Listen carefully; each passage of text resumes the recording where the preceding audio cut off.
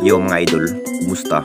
Mandarik mga sports, tabi nga pala ating pag-usapan Gilas Pilipinas, FIBA, final decision, Gilas pasok pala sa FIBA o QT at Justin Brownlee may matinding inamin sa lahat. Pero bago na nga yan, kung bago ka sa aking channel, huwag mong kalimutan mag-subscribe at i-click ang notification bell para like kang updated sa ating latest upload pa natin.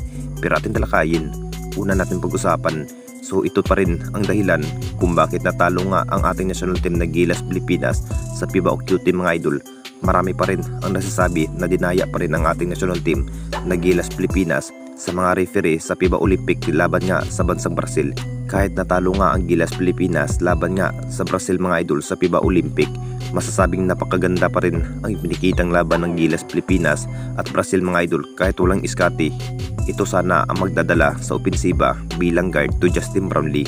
Sayang na sayang talaga ang pagkakataon kung meron sana ang isang Scottie Thompson para sa FIBA Olympic. Alam naman natin lahat mga idol, marami pa rin ang nagsasabi na dinaya pa rin ang Gilas Pilipinas sa mga referee. Kung tutuusin, pasok sana ang Gilas Pilipinas sa FIBA Olympic mga idol.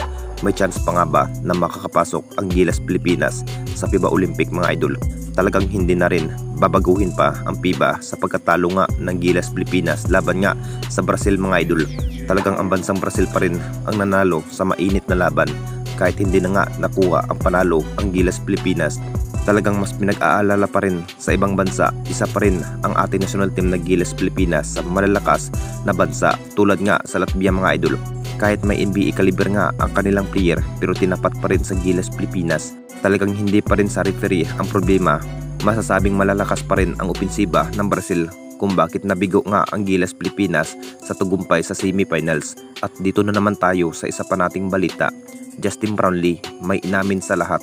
Alam naman nating lahat mga idol, isa pa rin ang ating best import sa bigayan sa ipinikitang bawat laro sa FIBA o QT. Kahit buhay pa rin ang kanyang pagsisikap ni Justin Brownlee para sa ating national team na Gilas Pilipinas.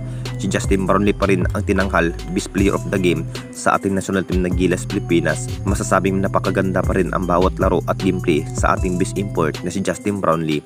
Ito pa rin ang kinahihintay ng lahat na makita muli ang ating national team na Gilas Pilipinas. Dahil mas inamin pa rin ng ating best import na magpupokus na lang si Justin Brownlee sa kupunan ng Barangay Ginebra dahil ilang buwan pa rin ang kinahihintay ng lahat sa pagbabalik muli ng panibagong season ng ating liga. Masasabing mas pinalalakas pa rin ngayon ang kupunan ng Barangay Ginebra na may Justin Brownlee bilang import. Sabik na rin ang lahat kung gaano na nga ba kalakas ang Barangay Ginebra sa panibagong season. Talagang isa pa rin ang ating best import na maraming humahanga sa bawat laro. Dahil ito pa rin ang inaasahan ng lahat sa Gilas Pilipinas at pati na rin sa kupunan ng Barangay Ginebra. Anong masasabi ninyo mga idol tungkol sa ating video?